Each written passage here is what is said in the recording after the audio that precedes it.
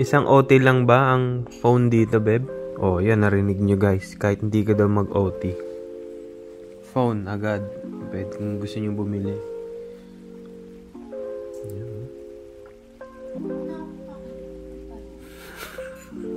Ay niya magpakita. Ayan guys, so lapit na ako umuwi. And 4 out of 4 ko ngayon.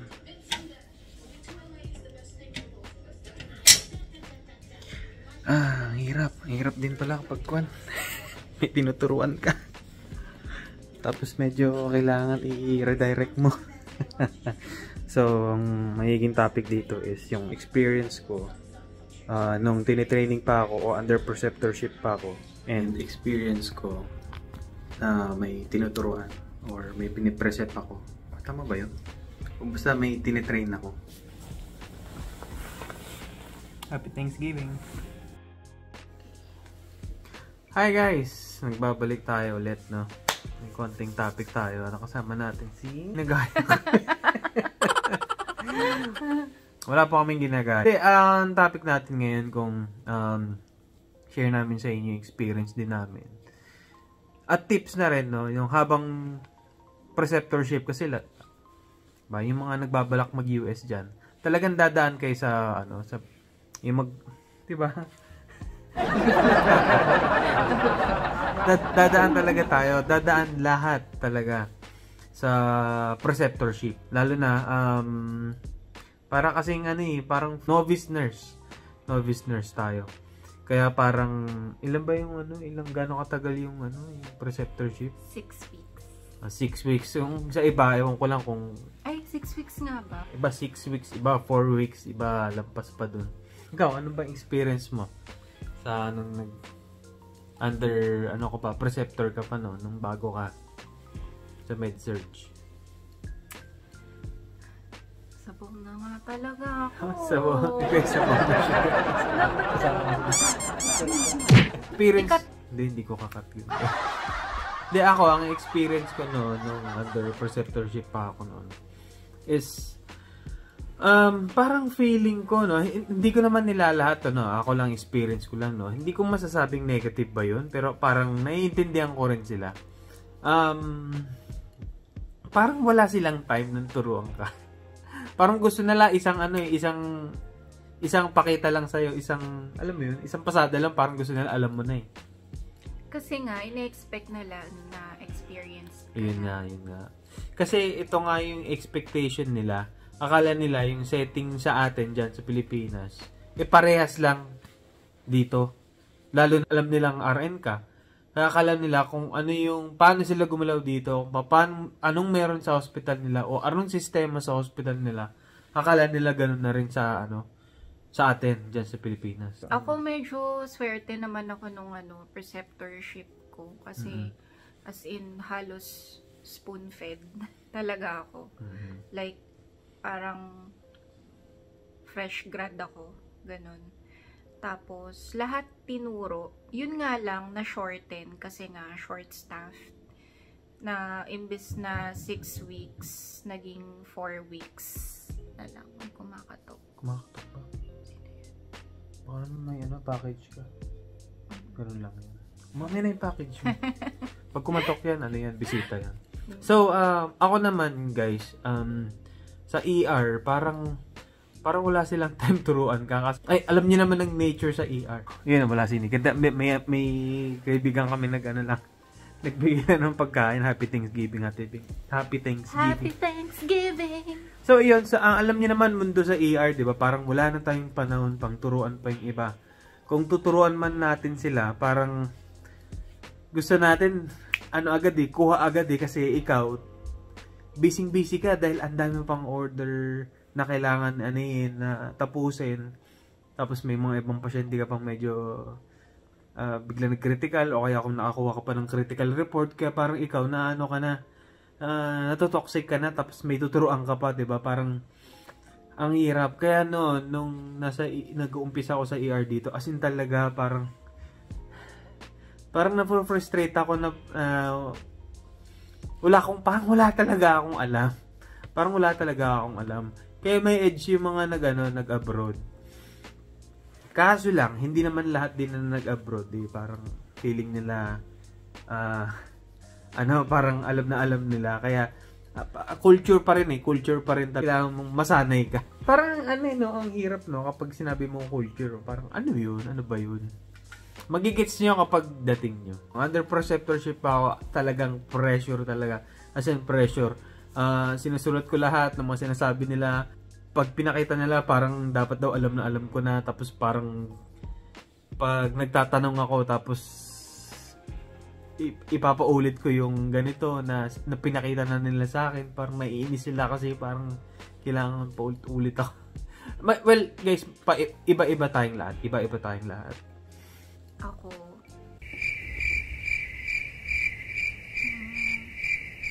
Hindi, kasi magaling to yan. Uy, magaling to. Kaya na-shorted yun.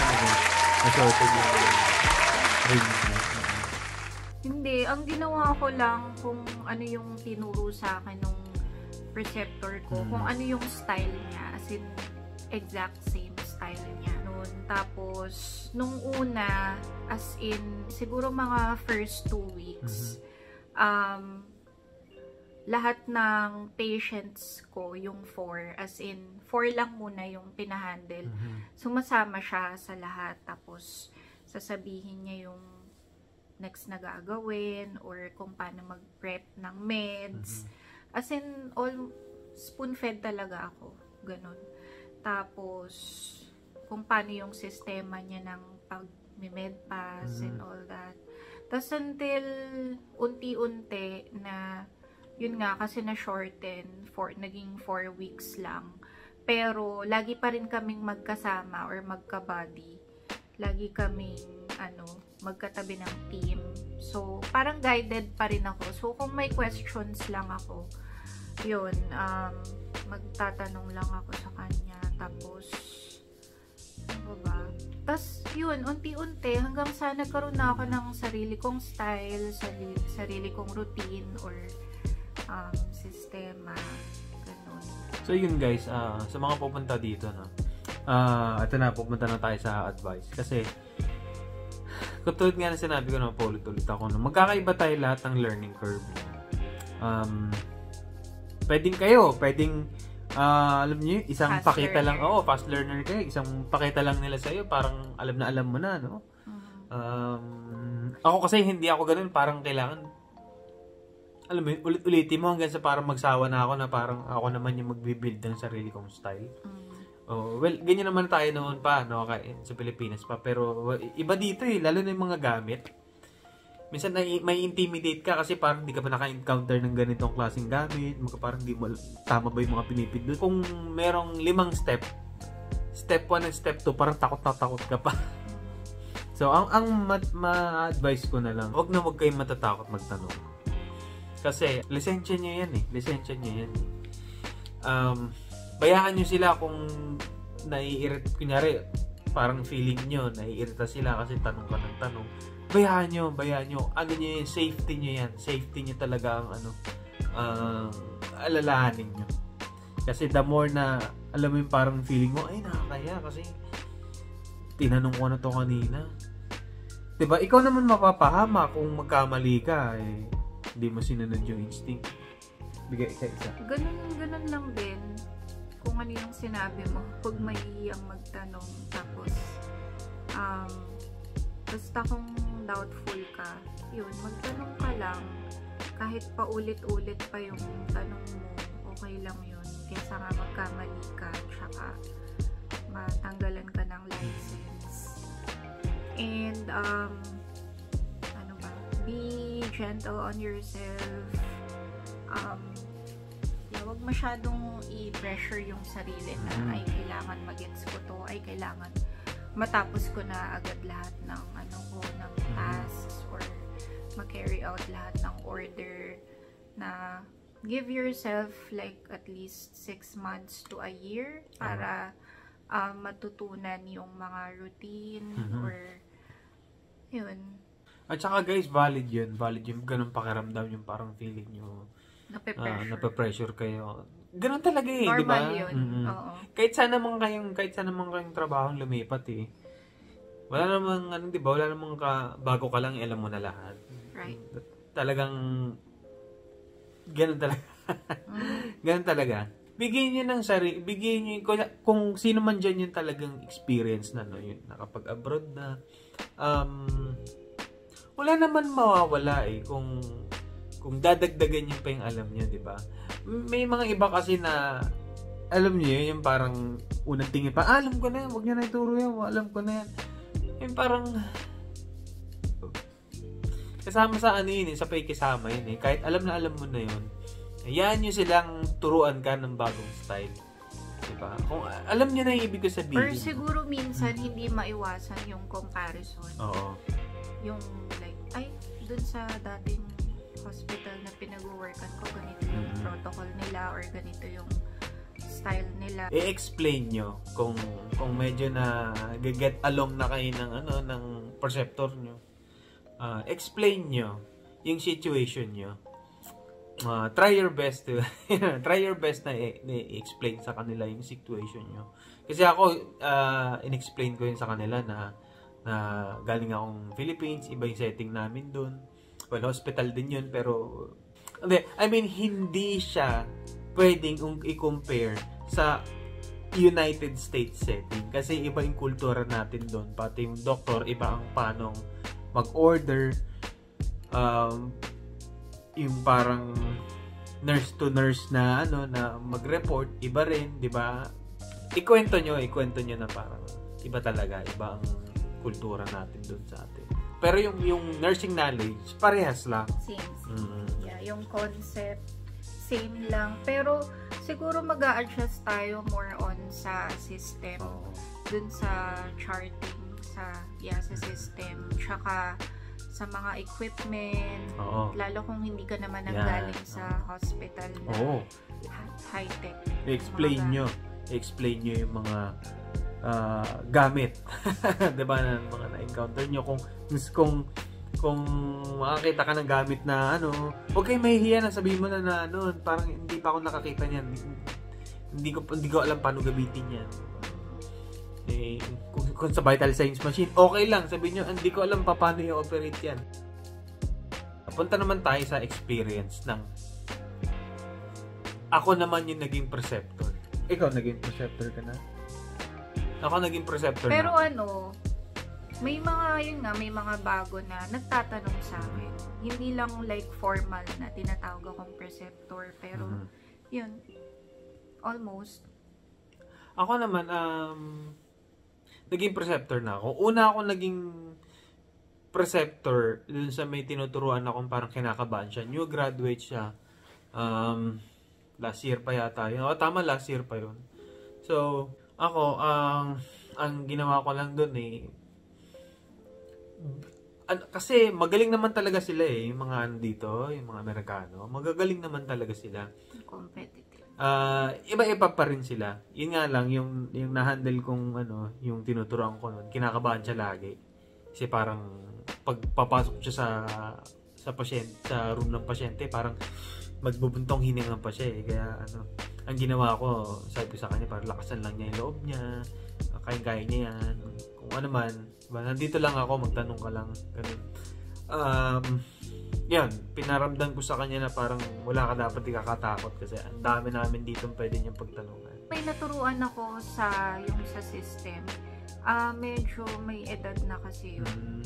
So, ayun, understandable naman na medyo slow pa, like ilang beses niya na ako tinanong. More on sa charting lang, tsaka siguro konti sa protocol, like kung ano bang next na gagawin kapag for example sa blood transfusion or sa heparin drip, kasi per hospital iba yung protocol. So yun mga ganun lang, pero wala pa talaga yung as in nag-handle ikaw talaga. Oo. Yeah, mahabang parang ilang weeks. Oo. Which sa akin okay lang yun na ako yung nagtatanong kasi syempre ayaw mo rin naman na magkamali siya, gano'n. Ako naman, meron akong naturuan na isang gabi lang yun. Parang may experience na siya. Kaso lang, float pool lang siya. Yun, kailangan niya mag-training ulit. Travel siya sa ibang hospitals, bumabalik siya ulit. Ang hirap kapag sasabihin niya, alam ko na yung kailangan ko gawin, mga ganun. Parang wala lang, tititigan na lang kayo. Ikaw na gumawa. Alam mo naman pala. Pero ngayon guys, meron akong talagang sa akin inassign. Oo. Parang 3rd week ko na yata o 2nd week ko na yata handle siya. So, may edad na rin siya, no? New grad siya. Kapapasan niya ng NCLEX. Tapos as in takot na takot siya. Parang twice na yata na-extend yung kanyang orientation. So, parang ito na yung last niya. Kaya sabi nila na ang dami na hindi naman madami. Siguro parang 2 na yata yung nag-give up sa kanya. Pinasa. Hindi naman tinapon, no? Kasi nanggaling ako sa ganung situation, yung tipong parang lahat na itinatanong ko, talagang konting parang preno ko lang na parang nagda-doubt ako, talaga nagtatanong ako. Ganun siya. So, ako, nakita ko yung sarili ko sa kanya noon na talagang sobrang cautious. So, ang ginagawa ko na nga lang ngayon, talagang explain ko talaga sa kanya lahat na huwag kang kabahan, parang andito ako, babakapan kita. So, kailangan prepared ka bago pumunta siya sa patient's room, kasi tapos kailangan review mo muna yung chart niya, parang tingnan mo muna kung ano nangyayari dyan, or kung hindi mo pa alam yung nangyayari dyan, tanong mo kung anong nangyayari. Kaya ER to parang kung hindi pa siya na-assess assess mo na, tapos narrow mo yung assessment mo. Kasi one time nung pagpasok namin sa pasyente, parang tinatanong niya pa lahat ng mga problema ng pasyente. Kumbaga parang na-lost na tuloy siya kung ano yung problema ng pasyente. Nag-head to toe siya. Nag-head to toe siya sa ER. Focus assessment. As in, talagang takot siya. Parang, tapos, minsan, nandiyan na yung pasyente, so nagtatanong pa siya sa akin na, meron pa akong kailangan tanong? Meron pa kasi tingin mo ba? In front of the patient. Oo, so parang sabi ko sa kanya, nung paglabas namin ng room, sabi ko yung yung mga ganun tanong, kailangan sa labas na ng room, kasi professionally, yung pasyente natin, hindi yan magtitiwala sa atin kapag nagkaganon tayo sa loob ng patient's room. Kasi sabihin niya, nagtitraining pa yata yung 2 yan. Parang ganun. Hindi ba pwedeng ganun? Ikaw ba nung pinrecept ka, hindi hindi ako ginanon. As I'm training him? Hindi ako ginanon. Sa bagay ako din, di rin ako ginanon. Pero medyo obvious na tinitrain ako. Ito, ma-advise ko na lang, no? Kapag kayo naman ang nabigyan ng mga tuturuan, no? Habaan nyo yung pasensya nyo, tignan nyo yung mga weaknesses nila. Yan. Hindi kasi porket taga rito na sila, diba? Meron din talaga na asin talagang natatakot sila. Asin gusto nila yung tama lahat ng ginagawa nila. At meron din ng mga iba na na parang ay nila magpaturo. Parang, alam ko yan, basa ko na yan. Parang gusto na lang i-prove yung alam nila. Ang hirap, delikado turuan yung mga ganun, no? Kaya ako parang minsan, sige, paala ka. Pero, if ever, no, kayo yung maging preceptor ng mga ganung tao na parang talagang kinakabahan, okay yun, as in talagang okay yun, kasi talagang maingat sila. Yun nga lang, barrier yung takot nila. At saka parang, time consuming yung nila, yung pag-assess nila. Kaya dahil nga sa ER, sinasabi ko sa kanila na narrow down your assessment. So we only have to deal with those complaint that brought them to the emergency department. Saka na yung mga minor na mga ganyan. And bigyan niyo lang sila ng mga facts, ng mga hindi naman word of wisdom, hindi naman, parang mga lang, yung mga pwedeng yung mai-advise sa kanila, tulad ng sabi sa kanya, dahil cautious siya, maganda yon, maganda yung ganung ano niya, yung pagiging ganun niya, pagiging cautious niya kasi gusto niya gawin lahat. Gusto niya gawin lahat ng ng tama. Oo, yun nga lang sabi ko sa kanya na the more you do it, the more na magiging comfortable siya. Basta guys, kapag kayo naman ang magiging preceptor, alagaan nyo. Ang ibabahagi ko na lang dito is tulungan nyo, tulungan nyo yung mga taong makakatulong sa inyo in the future. Kasi yun nga, binibuild nyo yung isang tao para maging matibay sila na matutulungan ka rin in the future. Yan. Kasi napakalaga yan. Nowadays nga, 'di ba? Ano yung sabi ng may narinig ako nagsabi, they eat their young. Totoo yun eh. Sa kultura talaga yun sa ospital eh. Yung mga, sino yung mga matatagal na, parang seniority. Parang inaano yung mga bago. Hindi yan tatagal dito. Huwag na, nahihirata ako. Parang, ganun ba dito? Parang di naman. Merong ganun. Kaya parang, ko naman na-experience. Merong ganun sa amin. Pero parang hindi naman ako nagsalita. Kaya naisip ko, kung ako ang magtuturo doon, hindi ko gaganon yung pagdalawa. Tsaka alalahanin nyo na lang na nanggaling din kayo doon. Naging, novice. Tsaka, hindi naman pang perfect na taong pag na-nursing. Iba-iba tayong lahat. Iba-iba ang natin, learning capability natin. Iba-iba ang learning style natin at learning curve natin. So, yun lang naman.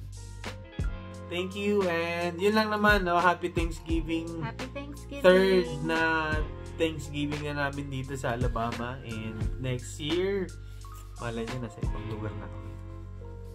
Na Christmas. Nasa ibang lugar na talaga. Oo, nasa ibang lugar na talaga. Okay guys, next video, next vlog, sagot-sagot tayo ng mga tanong. Okay, see you guys on our next video. Happy Thanksgiving.